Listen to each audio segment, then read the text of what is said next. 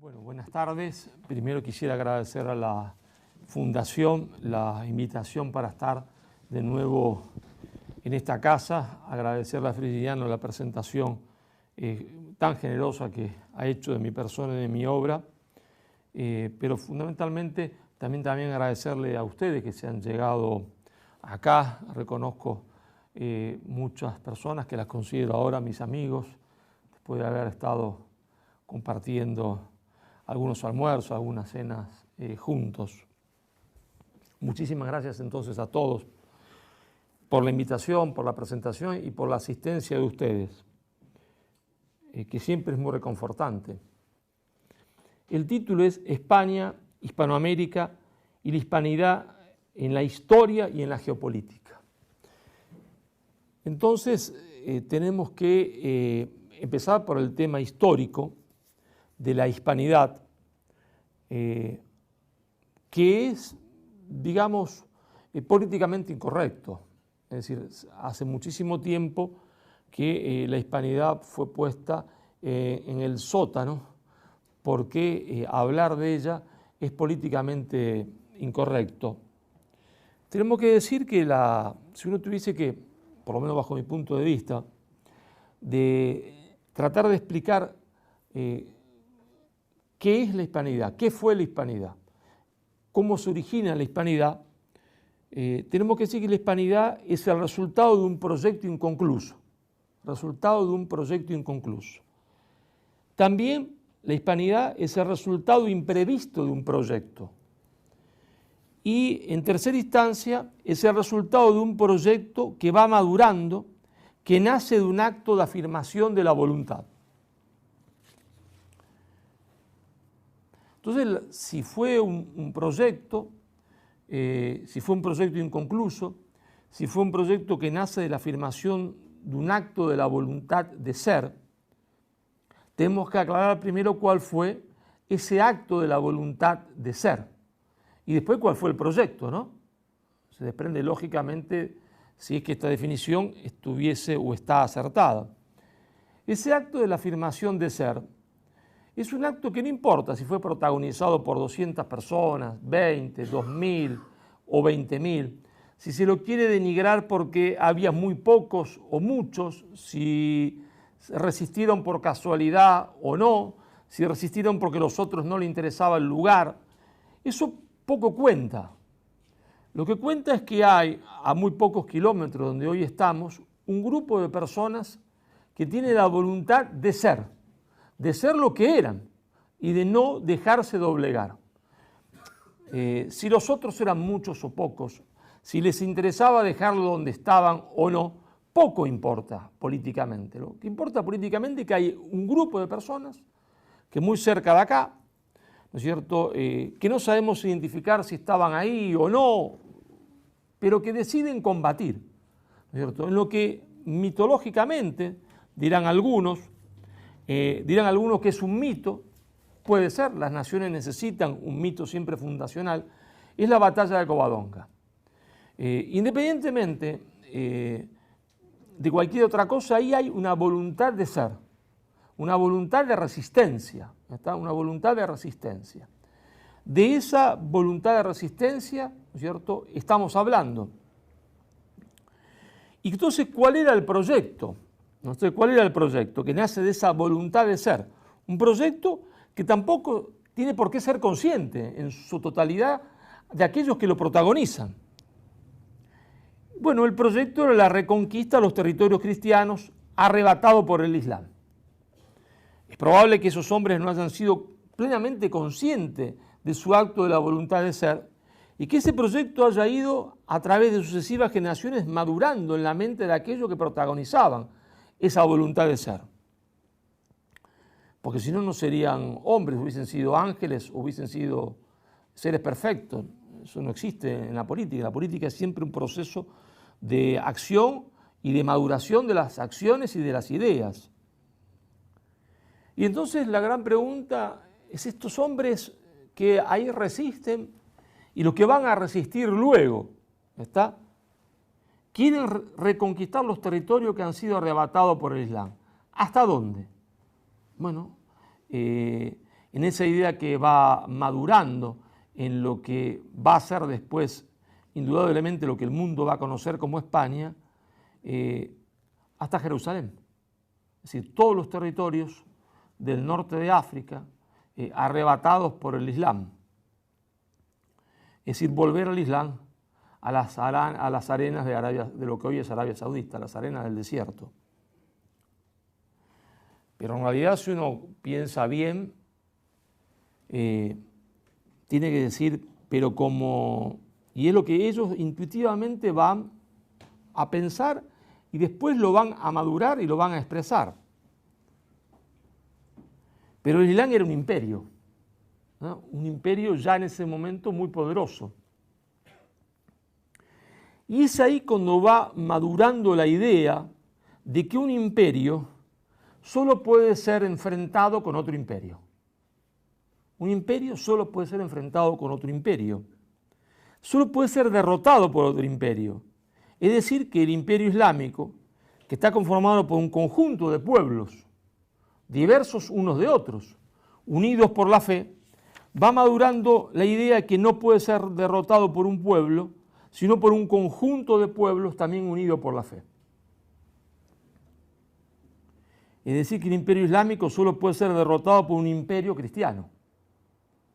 Pero si uno se pone en los primeros años, casi hasta podemos decir primeros siglos,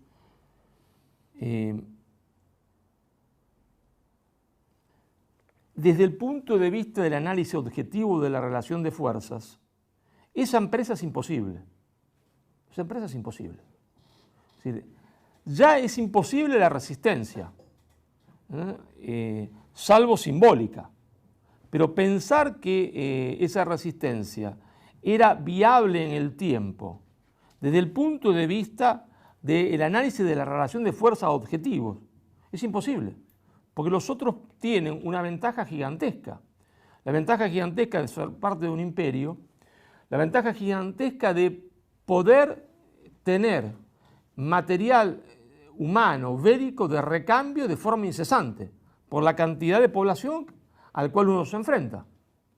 Es decir, yo tengo un mínimo, se entiende, de posibilidad de convocar combatientes, muy pequeño dada mi escasez numérica, y el otro, aunque yo lo derrote, prácticamente como abarca desde el norte de África hasta las arenas sauditas y más allá, se entiende, en la Mesopotamia, hoy Irak, y más allá en el Irán, es infinita la capacidad de reclutar, se entiende, miembros para el combate. Es decir, que si yo me pongo en esa circunstancia, desde el punto de vista objetivo, se entiende, del análisis de la relación de fuerza, tengo que decir que la relación de fuerza es imposible. Entonces, esa empresa de reconquista de los territorios cristianos arrebatados por el Islam, del análisis de fuerza es imposible. Es una empresa que no puede ser realizada. El análisis objetivo de la relación de fuerza demuestra que el imperialismo maometano no puede ser derrotado, que es imposible su derrota. Y entonces ese proyecto que nace de un pequeño grupo y durante siglos no va a ser más que algo minúsculo, ese proyecto nace no del análisis objetivo, no. Es decir, el análisis objetivo está, ellos saben que es así, pero que no lo pueden sustentar del análisis objetivo de la realidad. Solo pueden sustentarlo, sostenerlo desde la fe. Es decir, solo pueden sostenerlo de la fe porque saben también que una fe solo puede ser vencida por otra fe. Ese proyecto implica algo imposible de imaginar para el hombre moderno. ¿Qué es eso imposible de imaginar para el hombre moderno que en realidad somos nosotros? Salvo que nos consideremos ya postmodernos, que también es posible, pero la modernidad, la posmodernidad no es sino la apoteosis de la modernidad. ¿Qué es lo que es imposible para imaginar para el hombre moderno? Bueno, es imposible imaginar que la política y la economía, aunque sea de forma subjetiva, ¿no es cierto?, están para esos hombres al servicio de la fe. Entonces la empresa, el proyecto, requiere de un tipo especial de conducción política, porque no hay, se entiende, comunidad humana que pueda afrontar un proyecto político y un proyecto político que implica, se entiende, un grado de enfrentamiento, una envergadura increíble, sin una conducción política. Entonces eso requiere de una conducción política especial, que no suele aparecer a menudo en la historia. Requiere de cualidades políticas especiales. Requiere de una conducción política que es al mismo tiempo idealista y realista. ¿Cómo es posible esto? Bueno, es posible porque es idealista desde el plano estratégico. Tiene un idealismo, en realidad, desde el punto de vista idealista no tiene razón. El idealismo nunca puede ser compatible con la realidad política, pero es idealista desde el punto de vista estratégico. Piensa que se puede vencer y su acción se sustenta en el convencimiento permanente de que puede vencer. No es cierto eso. No es cierto. Es un ideal. Pero ese ideal es el ideal movilizador. Es el ideal que lo moviliza esa conducción y moviliza a aquellos que son conducidos, que van a ser su tropa. Pero a su vez, ¿no es cierto?, desde el punto de vista táctico, esa conducción es realista. Sí, es idealista desde el punto de vista estratégico, de largo plazo, del mega plazo, pero el punto de vista del corto plazo es realista. ¿Qué quiere decir? Quiere decir que no está loco. ¿Por qué? Porque quiere decir que en vista de que estratégicamente la guerra es una guerra permanente, sin embargo, desde el punto de vista táctico, esa guerra que es estratégica y que es permanente desde el punto de vista estratégico, no lo va a hacer desde el punto de vista táctico. Es decir, desde el punto de vista táctico se va a evaluar permanentemente la relación de fuerzas.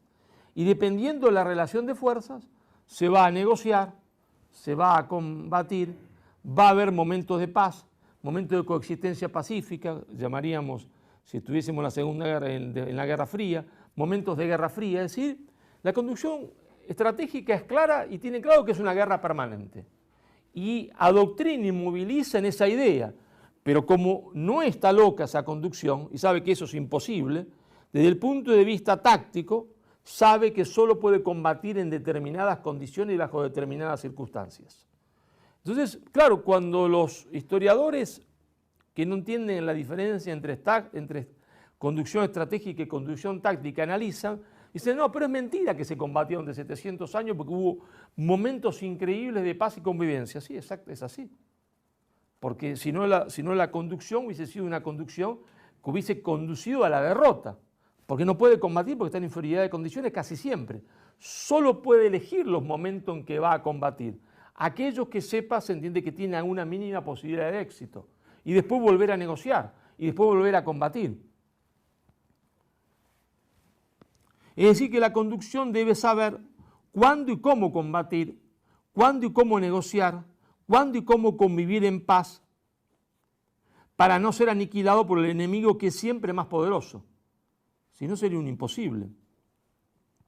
Por eso la guerra permanente, desde el punto de vista de la concepción, ¿no es cierto?, puede dar lugar a largos o breves periodos de coexistencia pacífica, de paz, de armonía. Se puede decir que el proyecto avanza solo cuando aparece ese tipo de conducción estratégica.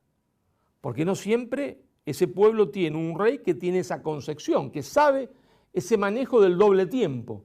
Si aparece uno que solo tiene la concepción estratégica, lo conduce al fracaso. Si aparece alguien que no tiene o que no combina las dos, y entonces negocia siempre y entonces se detiene todo.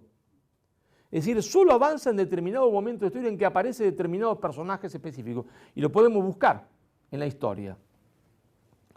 Ese tipo ideal, ¿no es cierto? Yo me voy a centrar, no podemos centrarnos en la reconquista de Sevilla, podríamos centrarnos, pero no terminaríamos hasta las 12 de la noche. Nos vamos a centrar, ¿no es cierto?, para ir arribando a nuestro objeto de estudio, para mí el personaje central de la historia de España, que va a dar origen, se entiende, a la hispanidad, que es Isabel la Católica. ¿no? Isabel la Católica, que uno podría decir y optar por cualquiera de las dos soluciones que ustedes quieran, por azar o providencia. Los creyentes dirán providencia, los no creyentes dirán azar. Isabel la Católica nada podía hacer prever que iba a ser la conducción política del pueblo español, la reina de Castilla.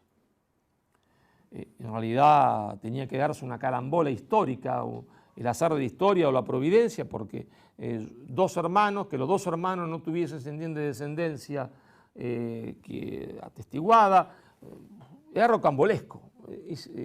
Sin embargo, aparece esta mujer que desde prácticamente muy jovencita, hoy diríamos una niña, en ese momento no era tan así, tiene la convicción de que va a conducir los destinos de Castilla.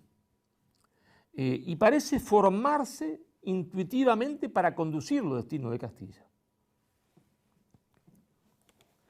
Y en Isabel se va a combinar las dos conducciones, la conducción táctica y la conducción estratégica, y es Isabel la que va a aceptar,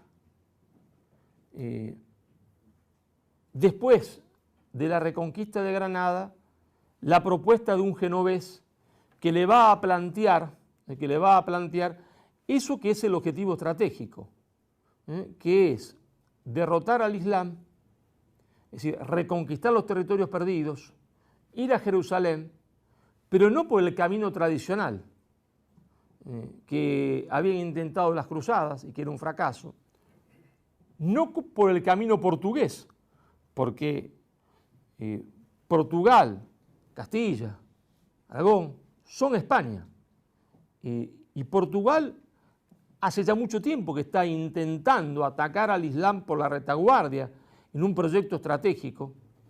Son caballeros cristianos, tratando de bordear, ¿no es cierto?, el África, en una empresa descomunal, una empresa tan descomunal que la empresa de ir a la Luna prácticamente quedaría valorada en la nada. Si ustedes se imaginan que en Zagreb, Enrique el Navegante, el príncipe Enrique, hijo del rey, que ha sido puesto caballero en la mezquita de Ceuta, reconquistada por la reconquista de Portugal, reúne ahí a los mejores navegantes, a los mejores marinos, a los mejores astrónomos, para crear un nuevo tipo de embarcación, porque la galera es eficiente en el Mediterráneo, pero la galera no sirve para navegar el Atlántico, ni para la gran travesía. Y si piensan ustedes que esos que se van a lanzar a ese mar desconocido bordeando el África, cuando cruzan una línea que ellos no saben ni que existe, esa línea les cambia todo lo que han aprendido, porque miran el cielo y las estrellas son distintas. En un momento ve las dos, en otro momento todo tienen que aprenderlo de nuevo, ir de la realidad a la teoría y no de la teoría a la realidad. Portugal está en esa empresa de atacar al Islam por su retaguardia bordeando el África. Y Colón le va a proponer el mismo proyecto pero navegando hacia el occidente. Claro, y ahí viene, ¿no es cierto?, el encuentro inesperado con América. El encuentro inesperado con América, el encuentro inesperado con un mundo nuevo, poblado de pueblos desconocidos, y entonces surge la gran pregunta de qué hacer con esos pueblos y esos territorios. Y es acá cuando surge la respuesta española, que es una respuesta que va a ir contra derecho. ¿Qué quiere decir contra derecho? La respuesta de Portugal fue distinta. La respuesta de Portugal fue aplicar el derecho vigente. Si yo me encuentro con un pueblo y ese pueblo se resiste, tengo derecho a dominarlo e incluso esclavizarlo, porque se ha resistido, porque es la ley de la guerra, es el derecho vigente.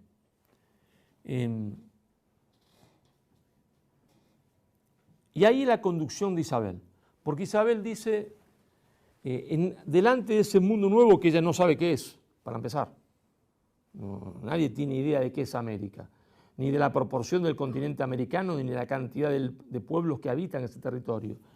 Pero Isabel dice, esos nuevos habitantes no pueden ser sino súbditos de Castilla, es decir, son mis súbditos. ¿Está? Es decir, establece la máxima de que entonces, si son súbditos, esos territorios no pueden ser considerados una colonia de Castilla, ni después de España. Y esto es clave, esto es clave, es decir, son mis súbditos. ¿Verdad? Pero Isabel establece otra cosa. Establece que esa población, y esto sí es absolutamente nuevo en la historia, esa población que ellos no saben qué es, que empiezan a llamarle indios porque creen que es las Indias, ¿no? Las Indias que después van a entender que no. Debe mezclarse con España, es decir, debe mezclarse con los españoles, debe mezclarse con los castellanos. Es decir, cásese un español con una india, un indio con un español. Pero esto destruye completamente cualquier posición racista. Y esto destruye cualquier posición de colonialismo, porque cuando se mezcla el que llega con el que está, y el que se mezcla, siendo el que llega, a ese hijo producto de la mezcla, lo considera su propio hijo y le da la máxima educación posible, no hay colonialismo, no hay imperialismo. Se acabó el imperialismo. El imperialismo existe en tanto y en cuanto el otro es un ser inferior, por eso lo domino y lo exploto. Y en cambio no, en cambio Cortés va a tener un hijo con doña Marina, ¿no es cierto? Y ese hijo, Cortés Malitzin, Cortés se va a desvivir para que sea caballero de la Orden de Santiago. Nada podía ser más importante en España que ser caballero de la Orden de Santiago. No podía dejarle Cortés otra cosa superior a su hijo. Pero ese niño va a ser un niño que va a jugar y compartir juego con quien va a ser después el dueño del mundo, el rey de España, que es Felipe II.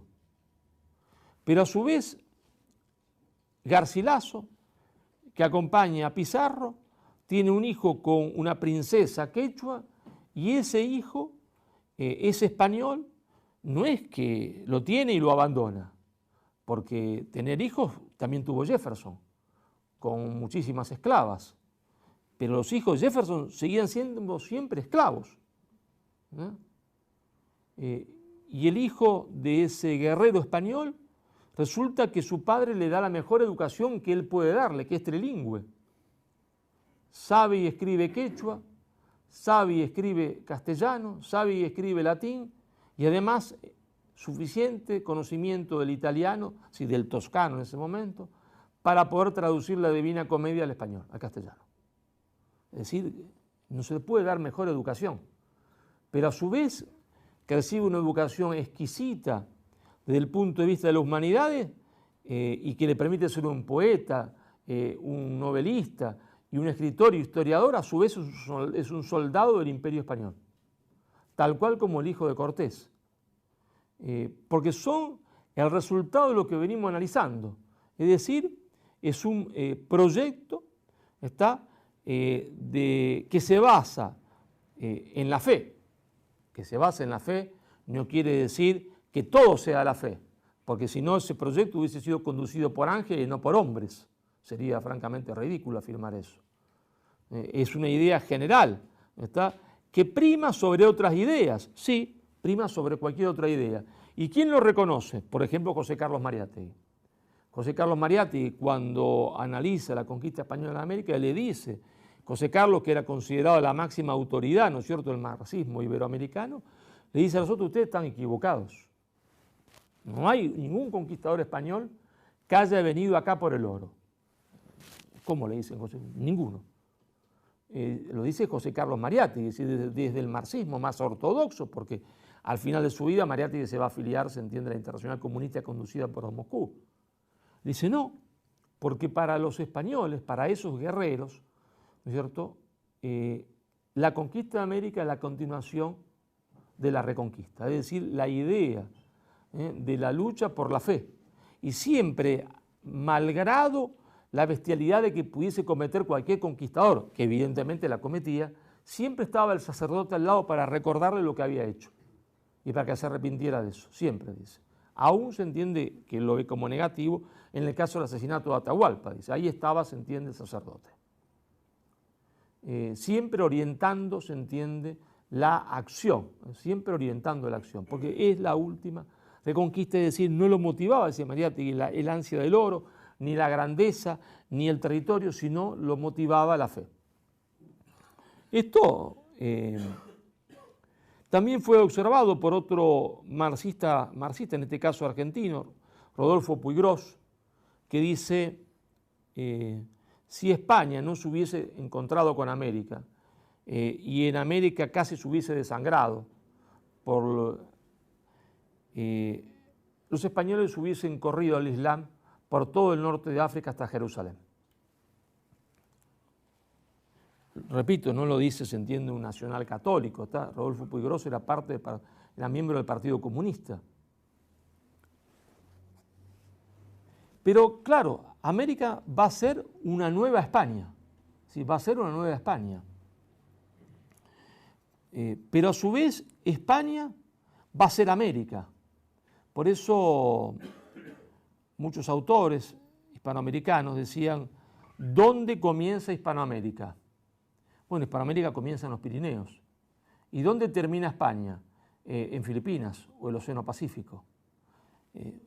Porque en realidad el que llega deja de ser como era, ¿está? Y el que estaba deja de ser como estaba. Es decir, se ha producido una fusión fantástica y gigantesca como nunca se había producido en la historia de la humanidad. No van a ser colonias, sino reinos, es decir, partes del imperio hispano-cristiano. Pero claro, ahí en ese proceso histórico se produce, ¿no es cierto?, la ruptura de lo que llamaban la cristiandad, se produce, ¿no es cierto?, el hecho de que Isabel y Fernando, su hijo varón, muere y aparece un personaje, ¿no es cierto?, histórico, que si bien no en un principio, va, después de cometer algunos errores, a convertirse también en una conducción estratégica, que comprende el proyecto, que es el proyecto, se entiende, hispánico, el proyecto español. Este personaje no sabe ni siquiera hablar castellano, no habla castellano. Él se ha educado en el norte de Europa, pero él se ha educado en la caballería. Cierto, una caballería distinta a la española, pero él es un caballero, tiene los ideales de la caballería. Llega a España, es muy joven, es muy soberbio, va a cometer errores garrafales, no quiere verlo al hombre que ha reconstruido espiritualmente España y que ha salvado a España por esa reconstrucción espiritual de la tormenta protestante, que es Cisneros. Pero ese muchacho, jovencito, Carlos, ¿no es cierto?, después de un primer periodo, el hombre queda asombrado. ¿Y por qué queda asombrado? Queda asombrado porque él es un caballero, se considera a sí mismo como algo muy especial. Sí, algo muy especial porque él está dispuesto a luchar generosamente por los otros, porque se considera valiente y generoso al mismo tiempo, pero él se considera superior a los otros. Y de hecho lo era en Flandes, porque había hombres valientes y generosos en Europa, ¿está? Muy valientes y muy generosos. Sí, claro, en toda Europa había hombres valientes y generosos. Los había, se entiende, en el mundo germánico, los había en el mundo anglosajón, por supuesto que lo había. Y por supuesto lo había en Flandes. Pero Carlos se da cuenta que lo que en el resto de Europa es una excepción, en España es la regla. Es decir, y es ahí cuando él queda asombrado. Cuando queda absolutamente asombrado porque caballeros hay en el norte, 1 de cada 1000. Y él se da cuenta que en España todos son como él. Todos son valientes y generosos y dispuestos a dar la vida por una misión. Todos. ¿No? Porque todos han sido formados en una matriz que fue la matriz de 700 años de reconquista. ¿No? Pero nosotros a veces no entendemos lo que eso significaba. significaba bajar de las montañas a una llanura, y en la llanura se entiende estar rodeado de una pequeña muralla que no sirve para nada para defenderse, y que hay que velar por la vida de uno, de su esposo y de su hijo permanentemente. Es decir, cada hombre sea un sastre, sea un carpintero, sea un sacerdote, sea un noble, es un soldado. Y cada hombre debe ser solidario con el otro hombre, porque si no mueren todos. Es decir, no hay diferencia entre el señor y el vasallo, porque ese señor depende de sus vasallos, y sus vasallos dependen del señor. No es, se entiende, la Europa, donde también hay señores que tienen principios y dispuestos a defender a sus vasallos, pero los vasallos se encierran en el castillo y pelean los señores. No, en España tienen que pelear todos, ¿está? Codo a codo y espalda con espalda. Todos son guerreros. Es decir, hay un solo ejemplo en la historia de la humanidad de un pueblo, ¿está?, parecido al pueblo que se va a formar, se entiende, en esa Castilla, de esos hombres que bajan de acá, de las montañas, ¿no?, que es Esparta. Solo se entiende, se ha visto en la humanidad un pueblo formado en la lucha permanente y cotidiana como guerreros permanentes en los espartanos, pero con una diferencia. España es Esparta purificada por la fe. Es decir, es una Esparta desprovista de los defectos de Esparta. Pero hay otra cosa que es la diferencia totalmente de Esparta, que son las mujeres. Es decir, España es Esparta, pero al mismo tiempo es Atenas. Es decir, al mismo tiempo que se combate no se pierde nunca la reflexión y el pensamiento, pero es una Atenas donde reinan las mujeres. Es una Atenas donde la cantidad de mujeres que pueden producir poesía, pensamiento, reflexión y está al lado de sus hombres, no se ha visto tampoco nunca en la historia de la humanidad.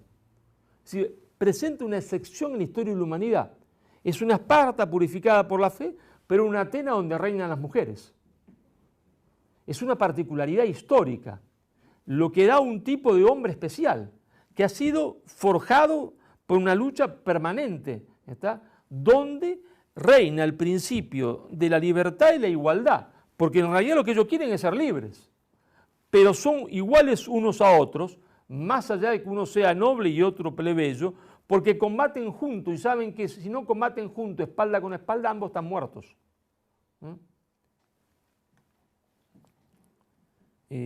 Y eso es lo que se encuentra, ¿no es cierto?, lo que se encuentra Carlos I de España, después Carlos V de Alemania, que lo que él eran todos los españoles.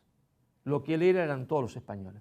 Y queda claro, enamorado, ¿no es cierto?, enamorado del pueblo español, podemos decir ya. ¿Está? Queda completamente enamorado, va a formar a su hijo, denigrado por la historia negrolegendaria, que fue Felipe II, otro rey conductor extraordinario.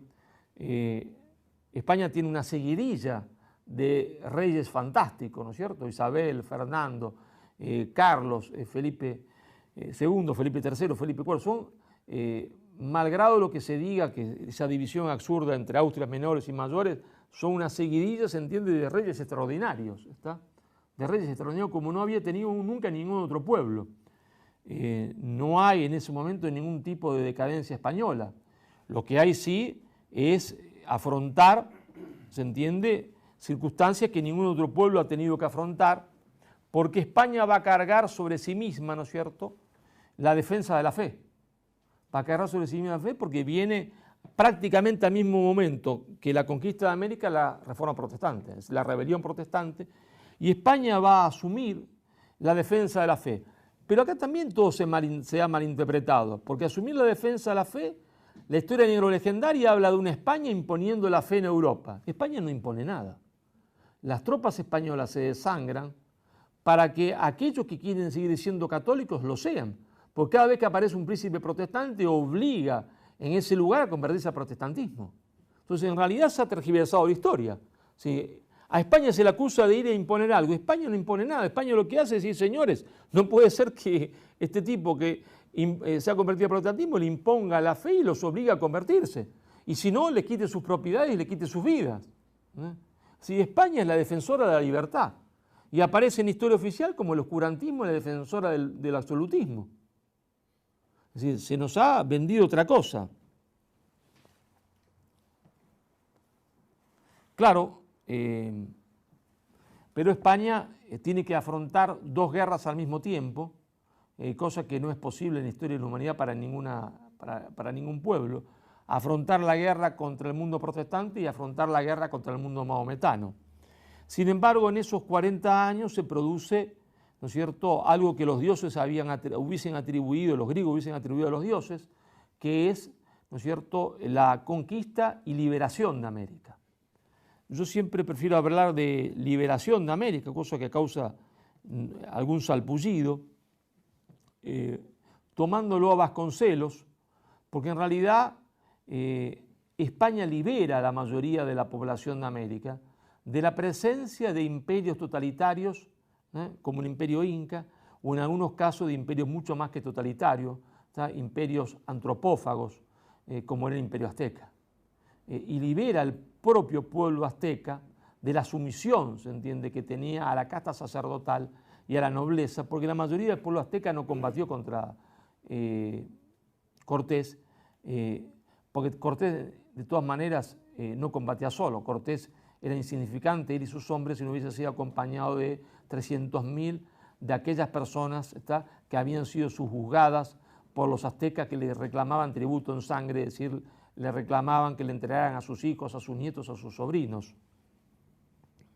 Y entonces en 40 años se produce una maravilla absoluta, se llena la ciudad. Si alguien lo mirase con objetividad y con términos modernos de su desarrollo y desarrollo que antes no existían, podríamos decir que el proceso de desarrollo, de convertir una región subdesarrollada en desarrollada, más grande de la historia de la humanidad y en menor tiempo, fue este.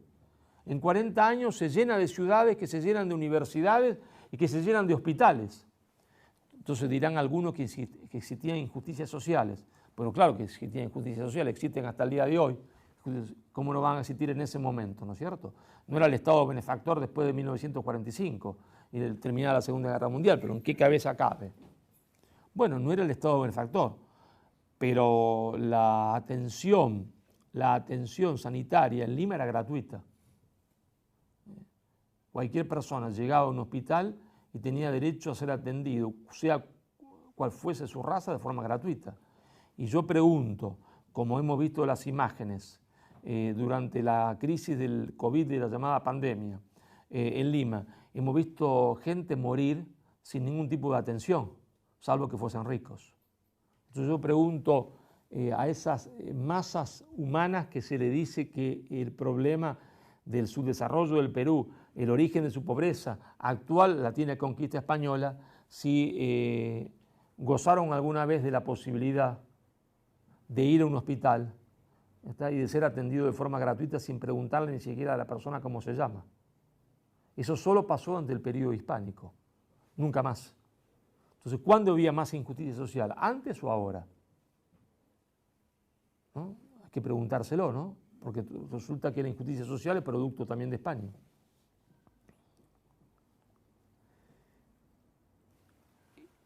Es esa España que tenía ese proyecto que se encuentra con América, y es el encuentro con América lo que va entonces a originar, ¿no es cierto?, la hispanidad, es decir, a una España fuera de España, a una España fuera de España, a ese imperio católico hispánico, y ese imperio católico hispánico, ¿no es cierto?, va a tener que enfrentar un nuevo enemigo. Ese nuevo enemigo es el imperio o imperialismo británico, primero inglés, después lo podríamos llamar británico,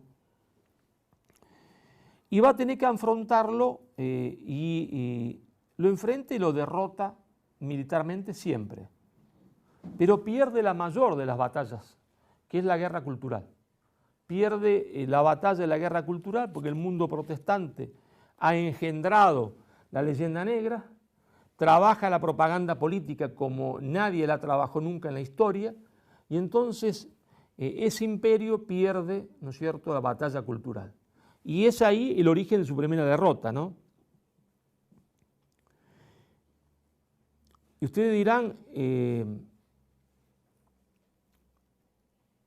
¿Por qué ese mundo protestante no tiene la misma agresividad, ¿no es cierto?, para España, para con Francia, por ejemplo, que se sigue manteniendo católica, ¿no es cierto?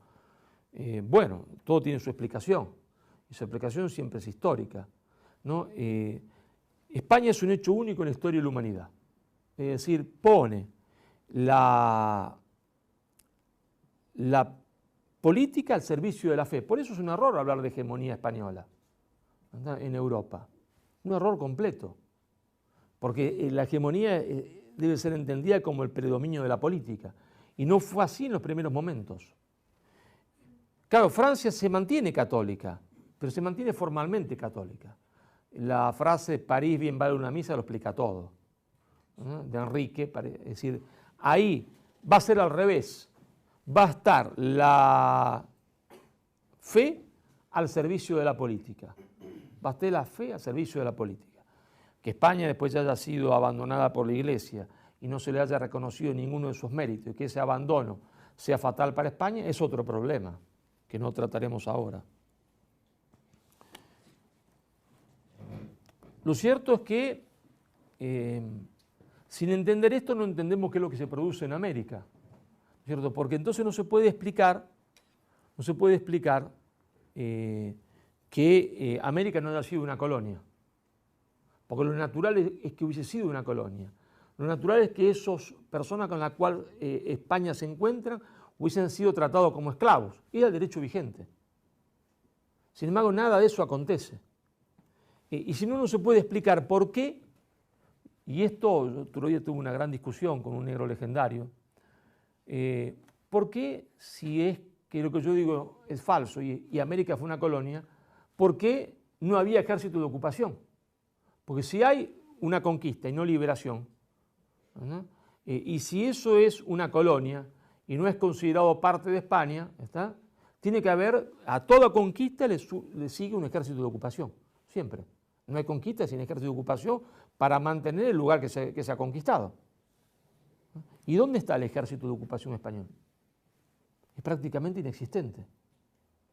El ejército español se desangra y combate en Europa. Son los tercios. Si no hubiese sido natural que gigantesca cantidad de masas humanas del ejército español estuviesen en América. En América no hacía falta ejército español. Porque después de la liberación vino, se entiende, la pacificación, aún con los vencidos, ¿verdad?, y el reconocimiento de los títulos de nobleza de los vencidos. Es decir, hay 300 años donde, con rebeliones esporádicas, que tienen más que ver con la cuestión social que la cuestión política, reina un periodo gigantesco de paz. No hay ejército de ocupación. Y cuando hay rebeliones que tienen que ver más con lo social que con lo político, no hay tampoco ejército español. Es pelea entre propios americanos. La famosa rebelión de Atahualpa, de Tupac Amaru, la gente no se pregunta quién lo venció. Si es que vino un ejército de ocupación española que España saca, se entiende, de cualquier puerto español para que fuese a América y lo venciese. No.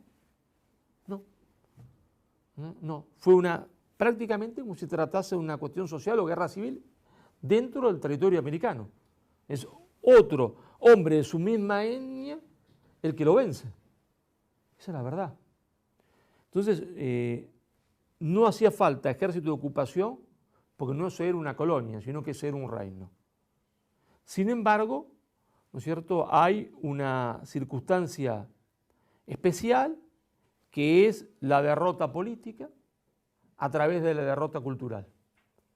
Y esa derrota política a través de la derrota cultural va a engendrar el huevo de la serpiente, porque cuando se produce, ¿no es cierto?, la invasión francesa al territorio español, el poder español queda aniquilado porque combate contra el enemigo francés y el supuesto aliado inglés destruye todo lo que puede. Es decir, que es como alguien que está combatiendo contra un enemigo que tiene enfrente y en la retaguardia el que es amigo parece más enemigo que amigo. Y España queda absolutamente destruida.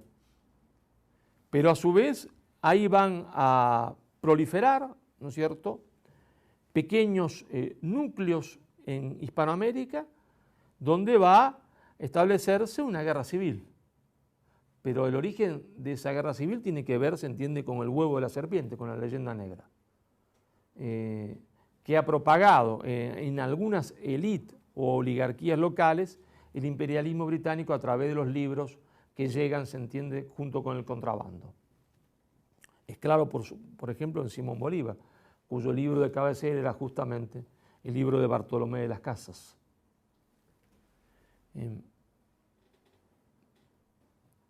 Esa hispanidad conformó el mayor poder que se ha visto en la historia, y ese mayor poder queda, se entiende, aniquilado después de 1810. Pero en 1810, el resultado final, ¿qué es? Bueno, el resultado final es que esa hispanidad, esa España gigantesca, un pedacito en Europa queda con el nombre de España. Y los otros en América, la otra España, la España americana, queda partida, se entiende, en numerosos pedazos. Es decir, un proceso gigantesco de balcanización territorial. Queda desunida políticamente, queda cada una de las partes que se ha desunido en guerra con la otra y en odio contra el lugar donde esa hispanidad ha nacido. De ese estado de desunión, ¿no es cierto?, nosotros hemos tratado de salir varias veces, tratando primero de superar el huevo de la serpiente, que es la leyenda negra. Evidentemente, esa hispanidad nunca pudo ser recompuesta hasta ahora. Hasta ahora esa es la realidad. Si nosotros constituimos una gigantesca fuerza política que nunca fue derrotada militarmente hasta la invasión napoleónica y hasta la presencia del aliado inglés en territorio español, que termina destruyendo la hispanidad, pero ahí hemos sido derrotados culturalmente. Claro, la cultura pesa más que la política. La cultura es más importante que la política. Gramsci lo vio claramente, ¿no es cierto? Es decir, es la superestructura lo que determina la estructura y no la estructura lo que determina la superestructura. Más importante la cultura que la política. Y la cultura, es decir, la hispanidad, ¿está? Y cuando digo hispanidad, hoy lo charlamos a la mañana temprano, cuando digo hispanidad no me refiero solamente a España y los países hispanoamericanos. Cuando nosotros decimos hispanidad, estamos haciendo referencia también a Portugal y al Brasil. Y hacemos referencia a eso por varios motivos, porque la Hispania romana, ¿no es cierto?, la Hispania romana era tanto Portugal como España, y fundamentalmente porque la verdadera unidad no se produce con el casamiento de Fernando e Isabel y la toma de Granada en 1492, sino que se produce, ¿no es cierto?, cuando se produce la muerte del rey Sebastián, 1580, ¿cierto?, y entonces Felipe II es al mismo tiempo jefe de las dos monarquías. Y ahí se produce lo que siempre las dos monarquías habían buscado. Si las dos monarquías no buscaban eso, ¿para qué se casaban entre ellos, no? Si se odiaban y no hubiesen querido nunca que existiese en algún momento alguien que unificase, ¿para qué casarse permanentemente entre ellos? ¿No? Bueno, porque ese era el ideal era la reunificación. Y esa reunificación se produce después de la batalla de Alcazalquivir, ¿no es cierto?, donde Sebastián va a continuar con el ideal hispano, porque él es un hispano, es un español portugués, como hay españoles catalanes, españoles vascos, españoles gallegos. Él es un español portugués, cuyo ideal, ¿cuál es? La reconquista. Y por eso va al norte de Marruecos a combatir, él en persona en Alcazalquivir, muere, los portugueses no encuentran nunca su cadáver, ahí surge el mito del sebastianismo, ¿no?, porque es un rey muy querido, piensan que está preso, que va a volver, que está perdido, ¿no? Bueno, Sebastián no vuelve nunca. Y entonces la doble monarquía, lo que la historia oficial y anglosajona llama el periodo más oscuro, es en realidad el periodo más brillante, es el periodo donde ahora estamos unidos, donde Portugal es lo mismo que España y donde la América Lusitana es lo mismo que la América Española. Es el periodo de nuestra mayor gloria, ¿no es cierto? Hasta 1670 está la rebelión del duque de Braganza, instigada por Gran Bretaña, aprovechando una revuelta en Cataluña, también instigada en este caso por Francia, no por Inglaterra. Entonces, cuando digo hispanidad, lo digo en este sentido amplio que abarca, ¿no es cierto?, tanto a España como Portugal, tanto se entiende la América Lusitana, que se va a llamar después el Brasil, como se entiende la América Española o Hispanoamérica. Esa es la hispanidad en sentido integral de la palabra, ¿no es cierto? Por supuesto, podríamos decir después Iberoamérica, pero los mismos portugueses y españoles, Camões decía nosotros, ¿no es cierto?, nosotros españoles, son nosotros los españoles, refiriéndose a los portugueses, nosotros los españoles. Por eso cuando contemplamos ahora el escenario geopolítico, lo debemos contemplar cuando decimos hispanidad, pero podríamos ponerle, llamarlo Iberoamérica o Iberofonía, lo contemplamos en su conjunto, como siempre concebimos la hispanidad, es decir, como fue el periodo, ¿no es cierto?, de 1580, esos años de oro, se entiende que fue el periodo de la doble monarquía, de la doble monarquía. Bueno, esa hispanidad no puede ser reconstruida como lo que fue, porque la evolución de los tiempos y las circunstancias cambian todo, ¿está? Pero debemos tener la misma mentalidad que aquellos que estuvieron en Covadonga. Es decir, lo que yo hablaba de una conducción estratégica y una conducción táctica. Es decir, debemos ser idealistas desde el punto de vista estratégico, es decir, el ideal nuestro es la reconstrucción de esa unidad perdida.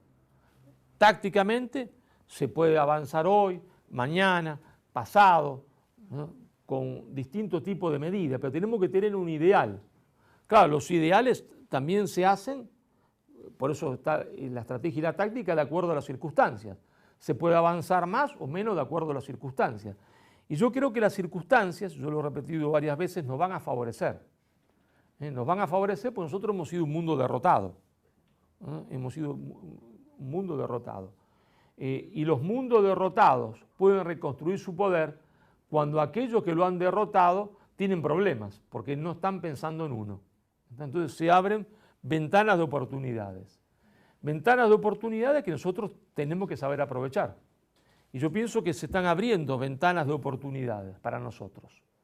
Que si aparecen conducciones que sepan distinguir lo táctico de lo estratégico, que tengan un ideal, pero que sepan que ese ideal no se puede hacer de la noche a la mañana, sino que se puede avanzar por parte hoy, mañana no, pasado sí, está respetando a cada una de las características de los miembros que lo integran. Nosotros tendremos una oportunidad de reconstruir, ¿no es cierto?, de reconstruir la unidad perdida. Ahora ustedes dirán, ¿y para qué corno nos podrá servir eso?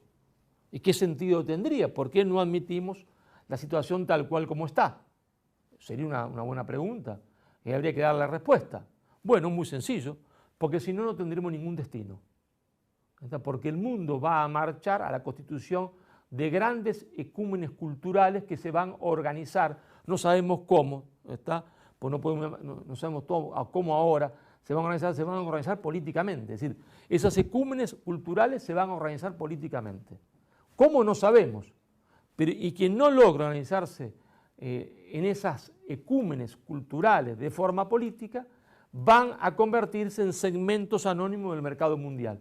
Y los segmentos, como no deciden nada, están, como yo siempre digo, a la suerte, se entiende, del pajarito. Es decir, puede irle bien o puede irle muy mal de acuerdo a la voluntad del otro. Y lo peor que uno le puede pasar en la vida es depender solo de la voluntad del otro. Si nosotros queremos tener un destino, un destino en el mundo que viene, es bueno que comencemos a pensar en estas cosas que estamos charlando, porque nos van a dar una oportunidad de reconstruir nuestra unidad, que tiene más sentido que cualquiera de las otras unidades, y que nos va a permitir a todos vivir mucho mejor que si no lo hacemos. Bueno, yo quedo abierto a las preguntas.